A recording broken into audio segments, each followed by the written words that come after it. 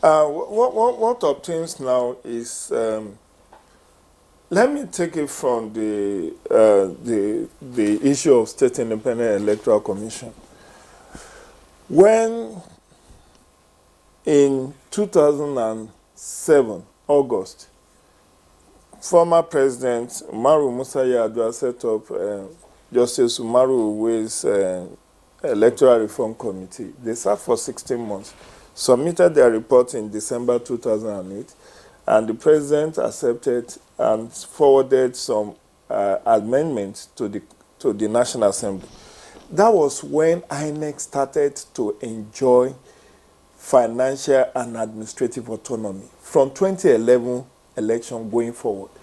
Remember, INEC before 2011 was, even if you say you are a staff of INEC, people will nearly stone you because they just said people will write results and all of that. So the shenanigans you see playing out in the SEC was what we were. But from 2010, when Professor Atari Jaga was appointed, meanwhile, Professor Atari Jaga was also a member of the Justice Uwe's committee.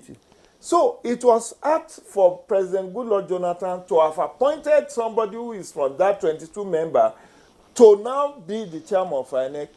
He got financial autonomy because of the constitutional alteration. So INEC started to enjoy financial and administrative autonomy from 2010. And that's why you have seen our elections progressively getting better. But as at that time, Justice Uwe's committee asked that INEC SEC should be scrapped and integrated into INEC. But the governor said, no, you cannot in one breath talk about federalism and you are centralizing the Electoral Commission.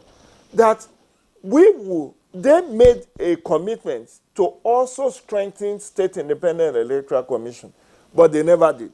So what CX lack as of today is both administrative and financial autonomy. And that's why it's very easy for the governor to dictate to them who he wants to win or to lose. But that's one leg of the question. Even if you have the best brains being elected into local government, with the booby trap that's already on ground, can they perform? My brother Oguche was talking about Local Government Service Commission, who recruits staff for local government. It's the state government that recruits secretary to the local government, recruits key staff of the local government. It's not even the chairman of the local government that recruits those staff that is going to work with. And Tanimo has just told you the reality that obtains where they have a bloated service. Half of the staff are ghost workers and they don't come to work. Of course, what would they come to work to do? The money meant, and this is part of the problem, apart from the fact that the state government have a chokehold on the administration, the key administration of local government, because of the kind of appointment it makes, secretary, auditor, accountant, all the key functionaries of local government are state appointees that are posted to work in local government. Then you also have the godfathers, the traditional rulers, the opinion molders, the people that you won't even see their name on the internet, but they wield a lot of influence. And whatever they say goes.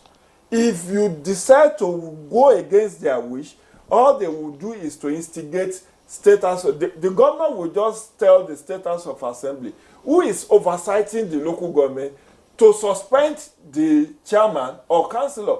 And that is done. Because you also have a status of assembly that is pliant, that is docile, that is susceptible to the whims and caprices of the governor. So that is another double jeopardy. Even if you have the best brain, professors, administrators with years of experience, when you work in that kind of toxic environment where people dictate to you, because they know your house, they know your family house, they know you are from that local government. So if you try to be stubborn, they go and meet your parents and tell your son, if he wants to get out of that place alive, It should do this, it should do that. So what can be done now? What can be done to make it work? Because this judgment has to work. Now, it will work in the sense that we now start to oversight. Media and civil society must start to oversight. Even with the present structure, yes, where you still have the SEC conducting the elections. How many people go to... And the State House of Assembly How many people go to observe SEC elections? Because they know it's a challenge. It's a challenge. No, and there are too many. Okay, over the weekend, we have Adamawa and Delta. 99.9%. How many civil society were accredited to observe that election? How many media even went to report on that election? But it goes beyond that. Let me land on this. Then you have a huge challenge with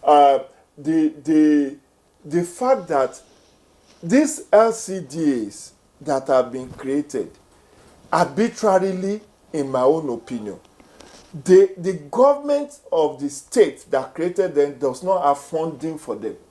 They are like institutions, tertiary institutions that were established by the state. And all the state government does is to pay salaries, and they depend on TED fund for the capital intervention. So you want to build new libraries and theater halls and hostels. Is TED fund, you wait to come and fund that. All the state government does, in most cases, whether it's colleges of education, polytechnics or university, is that they wait on TED fund. And that's the same way it is. When you now wait, and by the way, when we say there is no fund in local government, first and foremost, most of the functions of local government have been hijacked by the state. You know, the fourth schedule of the Constitution highlighted all the functions of local government. Control of parks, signages, radio and television licensing, management of abattoirs, and several others. They were listed there. But most of those functions are taken over by the state government. So little or no IGR is coming to local government. And by the way, by the interpretation of Section 162, state government is supposed to also come with its own funding into the joint account. Into the joint account. Okay, Jide, thank that you. The federation account is the only source of funding for Jide, local thank government. you. Let's